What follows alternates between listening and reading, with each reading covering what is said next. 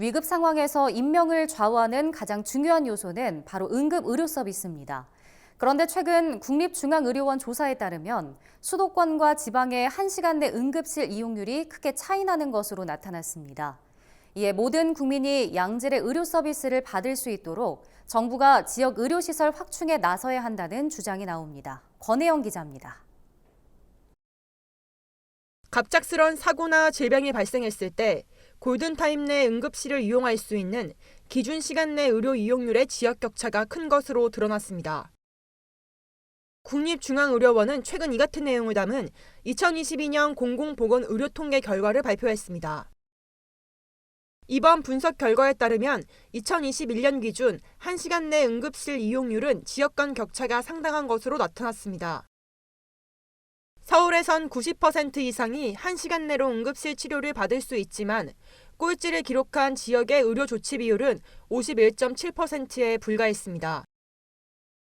수도권인 서울의 1시간 내 의료 이용률은 90.3%, 인천 86.7%, 경기 77.6%입니다.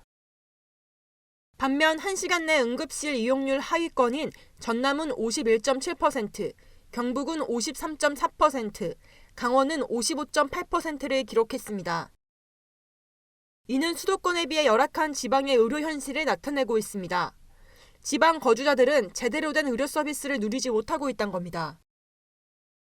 산부인과를 60분 이내에 이용 가능한 의료기관에서 이용한 게 서울은 90%인 거고 다른 지역은 30%라고 하면 10건 중에 3건 이런 의미예요. 정부가 지방의 의료 취약 지역에 의과대학과 연동해 운영하는 상급 종합병원 등 의료시설 확충에 나서야 한다는 지적이 나오고 있습니다. 현재 전남은 의과대학이 없어 매년 70만 명의 도민이 타 지역으로 원정 진료를 떠나고 있고 이로 인한 의료비 유출만 연간 1조 5천억 원에 달하고 있다고 말했습니다. 보건복지부가 전남 지역 상급 종합병원으로 지정한 의료시설은 화순 전남대학교 병원이 유일한데 이마저도 광주권에 포함됩니다. 이에 전국 의료 최대 취약지인 경북도와 전남도는 의료 복지를 확충하고 의료 격차를 해소하기 위해 해당 지역 내 국립의과대학 설립을 공동으로 촉구하고 나섰습니다. 의대 정원 증원만으로는 수도권 의사인력 쏠림 현상과 취약한 의료 접근성 등 근본적인 문제를 해결할 수 없다는 것입니다.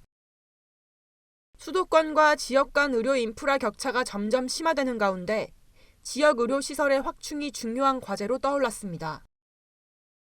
MBS 권혜영입니다.